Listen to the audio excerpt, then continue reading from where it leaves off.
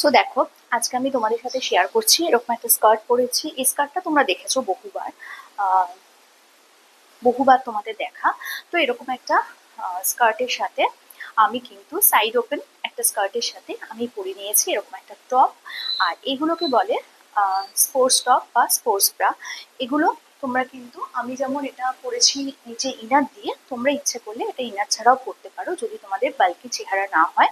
আহ, আর যদি বাল্কি চেহারা হয় আমার মতো, হালকা বাল্কি, তাহলে কিন্তু তোমরা এটা এরকম স্পোর্টস ব্রা দিয়েও পরতে পারো। তো এটা কিন্তু স্পোর্টস ব্রা দিয়ে পরলে ভীষণ ভালো লাগে দেখতে। আর অবশ্যই নিচে একটা প্রপার ফিটিংসের ইনার পরে নিও। আমি বলছি যাদের একটু হালকা বাল্কি চেহারা তাদের জন্য। আর এটা কিন্তু নর্মালি টপটা হচ্ছে এরকম, তোমরা দেখেছো আগে।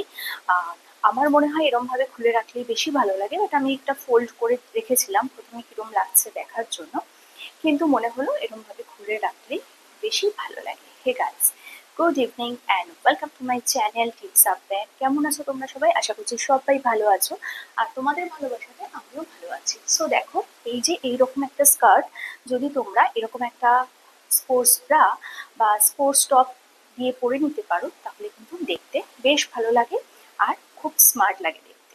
হ্যাঁ, এটা পরে অবশ্য তুমি যদি আনকমফোর্টেবল ফিল করো তাহলে ওপরে কিছু একটা র্যাপার, মানে সরি, শ্রাগ বা একটা জ্যাকেট বা ওই শার্ট, এগুলো পরে নিতে পারো।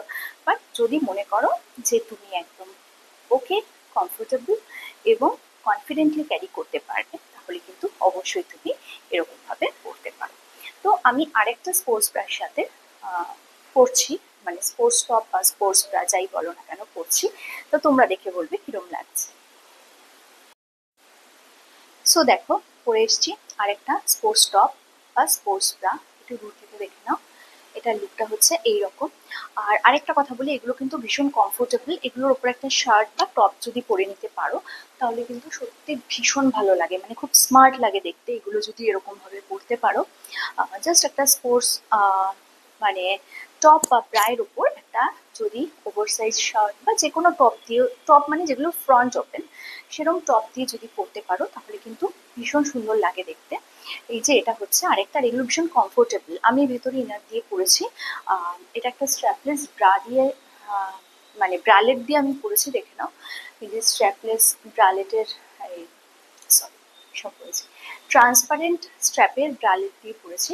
এটা কিন্তু যদি চাও তোমরা তো স্ট্র্যাপটা খুলেও পরতে পারো, এটাতে যথেষ্ট স্মার্ট লাগে দেখতে। আর এগুলোর ওপর আবার যদি বলছি, যদি তোমরা হেজিটেট করো, একটা ওভারসাইজ শার্ট বা ফ্রন্ট ওপেন টপ বা যে কোনো একটা নর্মাল সাইজের শার্টও তোমরা পরে নিতে পারো, বেশ ভালো লাগবে দেখতে। এটাতে কিন্তু কোনো খারাপ লাগার কোনো ব্যাপার নেই।